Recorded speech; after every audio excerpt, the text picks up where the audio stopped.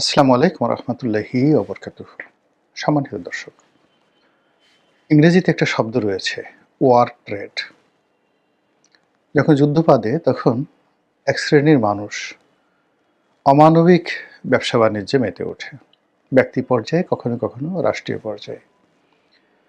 আপনারা জানেন যে দ্বিতীয় বিশ্বযুদ্ধকে কেন্দ্র করে আমেরিকা যে ব্যবসার ফাঁদ পেতেছিল, এর ফলে এই রাষ্ট্রটিকে পরপর দুইবার প্রায় দেউলিয়াত্বের পর্যায়ে চলে যেতে হয়েছিল। ১৬শ শতাব্দীতে নয়, ১৫শ শতাব্দীতে রানী ইসাবেলা এবং রাজা ফার্ডিনান্ড, স্পেনের রাজা, তাদের জমানাতে ক্রিস্টোফার কলম্বাসের মাধ্যমে তারা যখন আমেরিকা জয় করলো, মানে আমেরিকা উদ্ভাবন করলো, এরপর থেকে দক্ষিণ আমেরিকা এবং উত্তর আমেরিকা পুরোটাতেই তারা একের পর এক অভিযান চালিয়ে ইউরোপের মধ্যে সবচেয়ে শক্তিশালী একটি অর্থনৈতিক রাষ্ট্রে পরিণত হয়, শুধু স্বর্ণ আর স্বর্ণ। এবং এটি স্পেনের পুরো অর্থব্যবস্থাকে, শিল্প কলকারখানাকে এমনভাবে ধ্বংস করে দেয় যে পরবর্তী ১০০ বছরের মধ্যে এই রাষ্ট্রটিকে মোট ৯ বার ইন্টারন্যাশনালি, আন্তর্জাতিকভাবে দেউলিয়া ঘোষণা করতে হয়েছিল। পৃথিবীর সবচেয়ে সেরা ধনী মানসুর মুসা, তিনি একবার বহু স্বর্ণ নিয়ে মিশরের মধ্য দিয়ে যাচ্ছিলেন হজ করতে, এবং পথের দুই পাশে মিশরের জনগণকে তিনি যেভাবে দান করেছিলেন, এর ফলে পুরো মিশর দেউলিয়া হয়ে গিয়েছিল। এখন কেন, কিভাবে অতিরিক্ত ধনসম্পদ মানুষকে শেষ করে দেয়, আরও লোভী বানিয়ে ফেলে, আরও নিঃস্ব বানিয়ে ফেলে, এটার অনেক সাইকোলজিক্যাল ব্যাখ্যা রয়েছে। আমি শুধুমাত্র আওয়ামী লীগের ঘটনা বলবো। গত ১৫ বছর ধরে অসংখ্য মানুষ, আওয়ামী লীগের দুঃসময় যারা ছিলেন না তারা, এবং দুঃসময় ছিলেন কিন্তু নিজেরা সচ্ছল ছিলেন না নৈতিকভাবে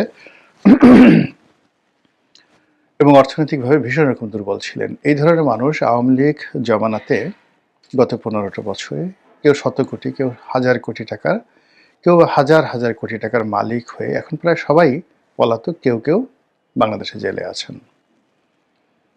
আমি এদের অনেককে চিনতাম। একেবারে ঢাকা কলেজ থেকে ছাত্রলীগ করার সুবাদে, ঢাকা বিশ্ববিদ্যালয়ে ছাত্রলীগ করার সুবাদে, জাতীয় রাজনীতি ২০০১ সন থেকে একেবারে সেই আওয়ামী লীগের জমানা ২০১৮ সন পর্যন্ত ঘনিষ্ঠভাবে এই দলের কর্তা ব্যক্তিদের সাথে জড়িত ছিলাম। অনেকে আমাকে চেনেন, কিন্তু আমাকে যতটা মানুষ আওয়ামী লীগের লোকজন চিনতেন তার চেয়ে বেশি চিনতাম আমি। এর কারণ হলো বিশ্ববিদ্যালয় জীবন, ছাত্র জীবন, পরবর্তীতে কর্মজীবন, সাংবাদিকতার কারণে আমি খুব সহজে যে কোনো মানুষের তথ্য জানতে পারতাম। কিন্তু আমার যেহেতু এইভাবে আমি জাতীয় রাজনীতিতে আসি ২০০১ সনে, তারপর থেকে আওয়ামী লীগের যারা শীর্ষ নেতৃত্ব বা অনেকে চেনা শুরু করেন অল্প অল্প করে, আর যখন সংসদ সদস্য হলাম তখন জাস্ট এটা একেবারে স্ফুলিঙ্গের মতো অনেকে চিনে ফেললো। তো যখন চিনে ফেললো তখন হয়তো অনেকেই অবাক হয়ে গেল যে আরে, একে তো কখনো দেখিনি, একে ওকে খুঁজে খুঁজে দেখা গেল ওই যে ঢাকা কলেজে ছিল বা ওই যে ঢাকা বিশ্ববিদ্যালয় ছিল, যে ছেলেটি কেবলই মাত্র মিছিলে যেত কিন্তু কোনো রকম টু শব্দ করতো না। আরে সেই রনিকে এই রনি, এরকম অনেকে মিলিয়ে মিলিয়ে সেই কেউ নেতা হয়ে গেল, কেউ ভাই হয়ে গেল। তো এইভাবে অনেকের সাথে সম্পর্ক হয়েছে। যেহেতু নিজে পরিশ্রম করে, কষ্ট করে একটা জায়গাতে এসেছি, তো যার জন্য কষ্টের মর্যাদা, শ্রমের মর্যাদা এবং অর্থের যে প্রয়োজনীয়তা, এটা হৃদয় দিয়ে অনুভব করি। যেহেতু লেখাপড়া করেছি, এমন একটা পরিবার থেকে এসেছি যে পরিবারের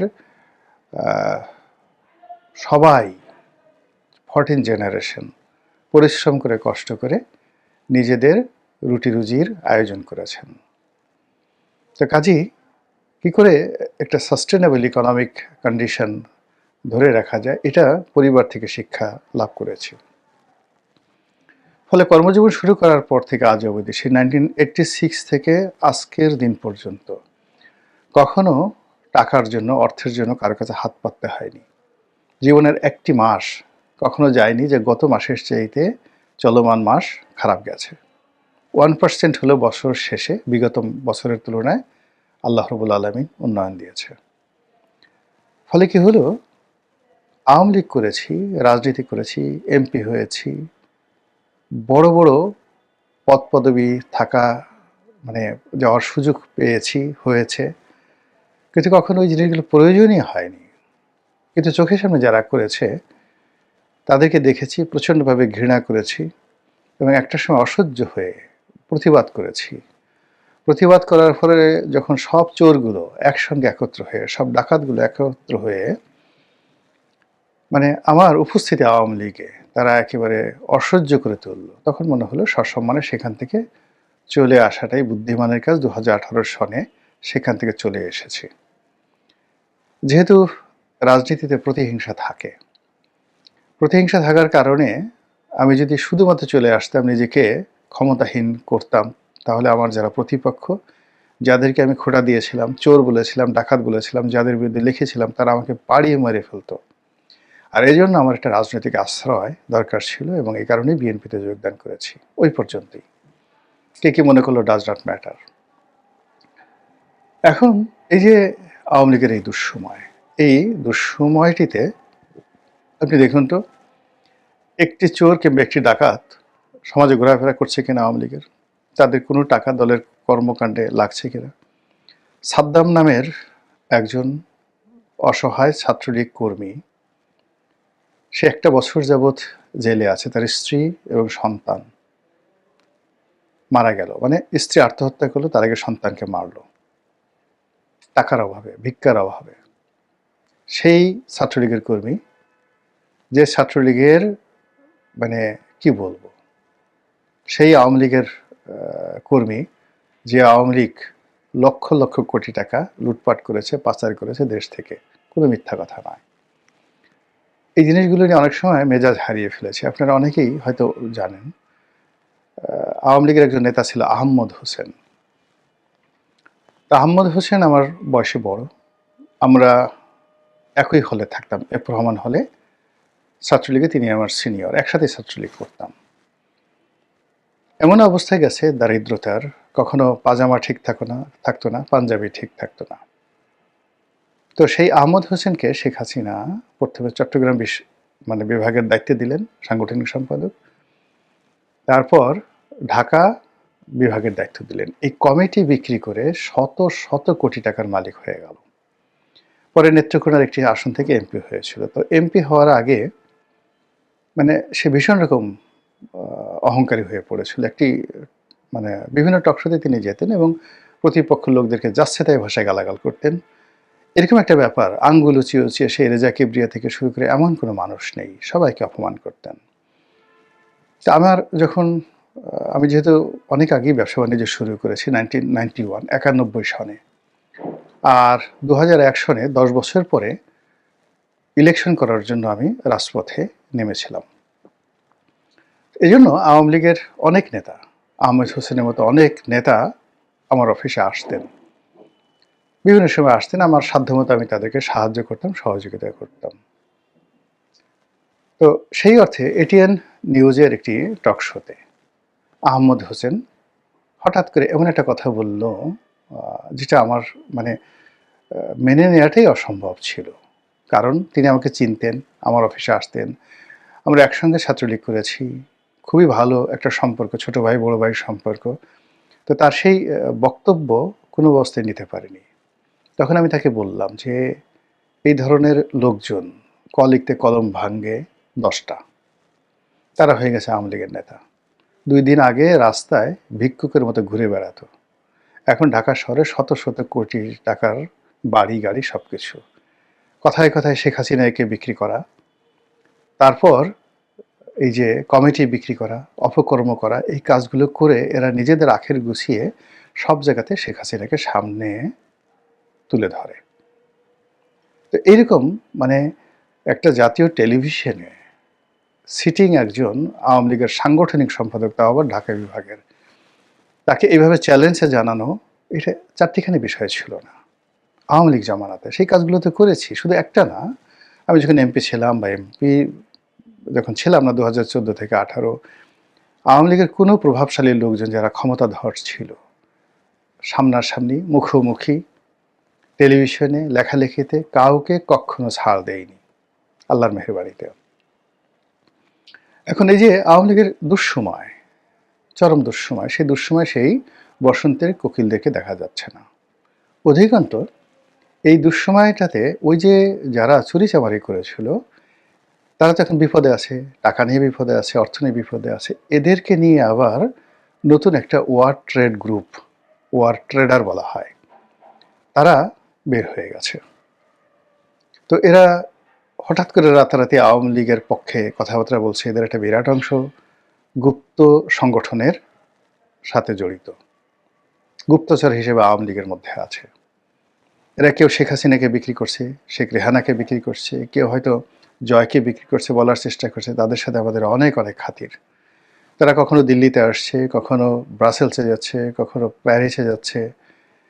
মূলত এই সমস্ত অপকর্মের যে হোতা, যারা আওয়ামী লীগ জমানাতে হাজার হাজার কোটি টাকা রোজগার করেছে, তাদের এই বিপদের সময় তাদের টাকা পয়সা হরণ করার জন্য এই যে ওয়ার ট্রেড গ্রুপটি এরা ফাঁদ পেতেছে। আর এই ফাঁদ পাতার পেছনে তারা যে কৌশলটি অবলম্বন করছে সেটা হলো শেখ হাসিনার সঙ্গে তাদের খুব ভালো সম্পর্ক, খুব ভালো সম্পর্ক। জাস্ট একটা উদাহরণ দেই তাহলে বুঝতে পারবেন যে এটা। এই সালমান এফ রহমান সাহেব এখন জেলখানাতে আছে, আর সাইফুজ্জামান শেখর তখন প্রধানমন্ত্রী শেখ হাসিনার এপিএস। এখন আমরা একদিন প্রধানমন্ত্রী শেখ হাসিনার সঙ্গে প্রায় 3 ঘন্টার একটা রুদ্ধদ্বার বৈঠকে ছিলাম এবং ওই দিনই আমি সালমান এফ রহমান সাহেবের বিরুদ্ধে একটা লেখা লিখেছিলাম, হে শ্বেত শুভ্র বেশধারী, দাড়ি মোছার কেশধারী, এখন তোমার কি হবে। তো তিনি আমার বিরুদ্ধে অভিযোগ দেওয়ার জন্য শেখ হাসিনার ওখানে গেছেন, কয়েকবার স্লিপ পাঠিয়েছেন, শেখর নিজেই নিয়ে গেছেন সেটা, কিন্তু শেখ হাসিনা দেখা করেননি। তো বৈঠক শেষে আমি যখন বের হলাম, আমি তারপরে ওয়াদুল কাদের সাহেব, জাহাঙ্গীর কবির নানক সাহেব, আরও অনেকে, আলাউদ্দিন আসিম সাহেব, সবাই ওখানে দাঁড়ানো ছিল। তো ওখানে আমি শেখরকে ডাকলাম, এই শেখর এদিকে আসেন। আমি ওকে মানে আমার বয়সে ছোট, তারপর আপনি আপনি করে বলতাম, এদিকে আসেন। তো সালমান সাহেবকে শুনে আমি বললাম যে আপনি ওনাকে বলিনি, এটা আমি বললাম যে ওকে ওখানে বসিয়ে রাখছেন কেন? ও তো ওখানে বসে বসে সারা বাংলাদেশ বিক্রি করে দিচ্ছে সালমান সাহেবের সামনে। তো শেখর আমার হাত ধরে বললো, রনি ভাই আসলে বেহায়া মানে যেতে চায় না। আমি বললাম যে আপনি বলছেন বেহায়া ইটস ওকে, কিন্তু আপনি কয়েকবার ওকে ঢুকানোর জন্য প্রধানমন্ত্রীর রুমে গেলেন, তিনি তো দেখা করলেন না, কিন্তু এইখানে বসে সে তো সারা বাংলাদেশকে বলে বেড়াচ্ছে যে প্রধানমন্ত্রীর সঙ্গে জরুরি বৈঠকে সে আছে। এটা 2012 সনের ঘটনা। তো বোঝার চেষ্টা করেন যে শেখ হাসিনাকে কীভাবে মানুষ বিক্রি করত। অনেক মানুষ গণভবনের সামনে সে দাঁড়িয়ে আছে, বা সুধা সদনের সামনে দাঁড়িয়ে আছে যখন তিনি প্রধানমন্ত্রী হননি 2001 থেকে 2000, মানে তার যে কঠিন সময় 2005। তো দাঁড়িয়ে দাঁড়িয়ে বললো, নেত্রীর সাথে আছি, বৈঠকে আছি, একটু পরে ফোন দিচ্ছি। ওদিকে কিন্তু তার কাজ হয়ে গেছে। তো এখনও অনেক লোক, সে হঠাৎ করে কোথাও থেকে লাপাত্তা হয়ে গেল, ধরেন কলকাতা থাকে, 4-5 দিন নেই, কোথায় দিল্লিতে গিয়েছিলাম নেত্রীর সাথে দেখা করার জন্য, কোনো দেখা টাকা কিচ্ছু হয়নি, নেত্রীর সাথে এইমাত্র কথা হলো, তোমার ব্যাপার আলাপ আলোচনা হলো, ইত্যাদি ইত্যাদি। তো যখন এরকম একটা কথাবার্তা হয়, একজন টার্গেট ওরিয়েন্টেড কথাবার্তা হওয়ার পরে এরপরে সে সঙ্গতিকরণে নিজের অভাবের কথা বলে যে ভাই এখানে তো কলকাতাতে বিপদে আছি, কোথায় যাওয়া যায়, কি করা যায়, ইত্যাদি ইত্যাদি, কী করে একটা পাসপোর্ট পাওয়া যায়, কোন দেশে যাওয়া যায়। তখন বলে, হ্যাঁ আমার তো এরকম কোম্পানি পরিচয় আছে, আমি নিজেতেই কাজ করি, অমুকরে নিয়ে গেছি, ওই দেখেন লন্ডনে অমুক আছে, ওর যত গ্রিন কার্ড যা কিছু সব তো আমি করে দিয়েছি। আর এই কাজ করে অনেকগুলো ডিল হয়ে যায় এবং ওই বিপদে মরার উপরে খাড়ার ঘা। এই জিনিসগুলো এখন আওয়ামী লীগের মধ্যে প্রবল আকার ধারণ করছে। আর এই গ্রুপটি আপনি গিয়ে চিন্তা করুন, এই যে মানে আপনি যাকে সবচেয়ে দুর্বল মনে করবেন, অসহায় মনে করবেন, আর যার দ্বারা কখনো কোনো ক্ষতিগ্রস্ত হওয়ার আশঙ্কা করবেন না, তারাই আপনাকে ক্ষতিগ্রস্ত করে ফেলবে। তো এই যে গ্রুপটি, এই যে সিন্ডিকেটটি, এরা কতটা নির্মম এবং নিষ্ঠুর আপনি দেখেছেন যে সাবেক পররাষ্ট্রমন্ত্রী ডক্টর মোমেন অসাধারণভাবে তিনি প্রকাশ করেছেন যে তিনি বাংলাদেশ থেকে যে পালিয়ে গেছেন, এই পালিয়ে যাওয়ার পেছনে সরকারি কর্মকর্তারা সাহায্য করেছে এবং এরা ফড়িয়া টাকা টুকা নিয়ে তারা এই কাজগুলো করে, টাকার বিনিময়ে তারা এই বিদেশে লোক পাচার করে। তো চিন্তা করেন, একজন আওয়ামী লীগের পররাষ্ট্রমন্ত্রী, এত প্রভাবশালী, সম্মানিত এবং সৎ মানুষ, তার মতো মানুষের কাছ থেকে এই দালালরা টাকা নিয়ে তাকে বিদেশে পাঠিয়ে দিয়েছে।